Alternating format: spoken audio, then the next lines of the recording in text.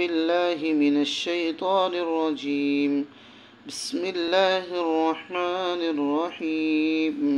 تختی نمبر 18 تجدید مع تجدید۔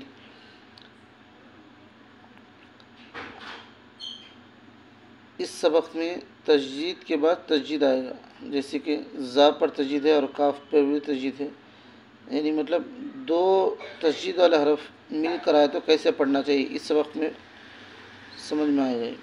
جیسے علیون، یزکا، یذکر، مزمل،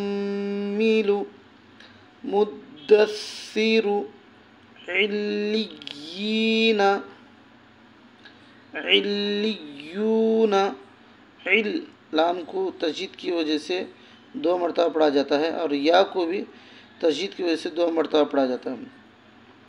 جیسے اسی طرح اسے بھی زا کو تجدید کی وجہ سے تجدید والے حرف کو 2 مرتبہ پڑھتے ہیں، تختی نمبر 13 میں سبق گزر چکا ہے۔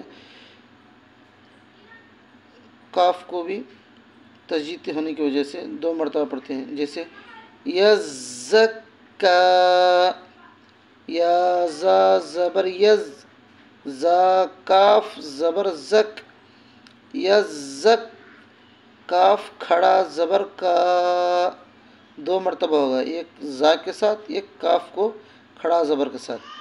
جیسے عین لام زیر عل، لام زیر لی، یہاں پر 2 لام نہیں ہے، تجدید ہونے کی وجہ سے اس کو 2 لام پڑھا جاتا ہے، ایک بار پچھلے والا سے ملا کر اور ایک بار خود اسے۔